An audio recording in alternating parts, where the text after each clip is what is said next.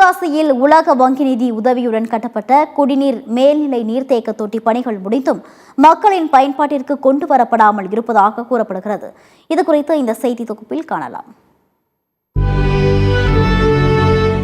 விருதுநகர் மாவட்டத்தில் முதல் மாநகராட்சி என்ற அந்தஸ்தை பெற்றது 43 வார்டுகளை கொண்ட சிவகாசி மாநகராட்சி. சிவகாசி நகராட்சியாக இருந்த காலத்தில் 2016ஆம் ஆண்டு டாக்டர் அம்பேத்கர் சிலை பின்புறம் அரசுக்கு சொந்தமான நிலத்தில் உலக வங்கி நிதி உதவியுடன் ரூபாய் 5.43 கோடி மதிப்பீட்டில் 4 லட்சம் லிட்டர் கொள்ளளவு கொண்ட குடிநீர் மேல்நிலை நீர்த்தேக்க தொட்டி கட்டுமான பணியானது தொடங்கப்பட்டது. பல ஆண்டுகளாக ஆமை வேகத்தில் நடந்து வந்த கட்டுமான பணிகள் கடந்த 2023ஆம் ஆண்டு முழுமையாக நிறைவு பெற்றது. ஆனால் பணிகள் முடிவடைந்த நிலையிலும் மேல்நிலை நீர்த்தேக்க தொட்டி இதுவரை மக்களின் பயன்பாட்டிற்கு கொண்டு வரப்படாமல் காட்சி பொருளாக இருப்பது பொதுமக்களிடையே கடும் அதிர்ச்சியை ஏற்படுத்தியுள்ளது. இது குறித்து அப்பகுதி பொதுமக்கள் மற்றும் மாமன்ற உறுப்பினர் நமது செய்தியாளரிடம் கூறுகையில் 5,40 லட்சம் ரூபாய்க்கு தாண்டி திருநெல்வேலி கூட்டு குடிநீர் வடிகால் வாரியம் சார்பா மெயின் குழாய்கள் பொருத்தப்பட்டு இங்கே வரையில் தண்ணீர் கொண்டாந்துட்டாங்க.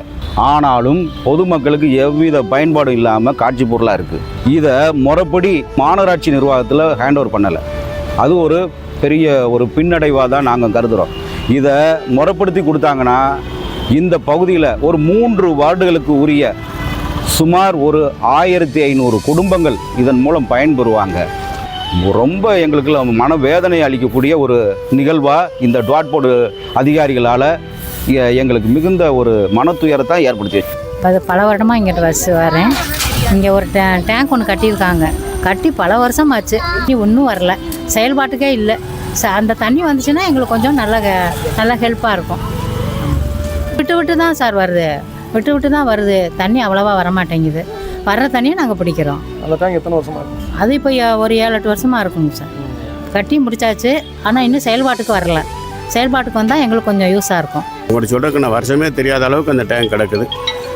அது போக நமக்கு ஊதா குழாவாக பதிச்சாங்க ஏரியா முழுக்க. அதுன்னு பயன்பாட்டுக்கு வரல. இந்த டேங்க் பயன்பாட்டுக்கு வந்தால் தான் அந்த ஊதா குழாவும் பயன்பாட்டுக்கு வரும். அதில் தண்ணி வர ஏற்றி வச்சுருக்காங்க.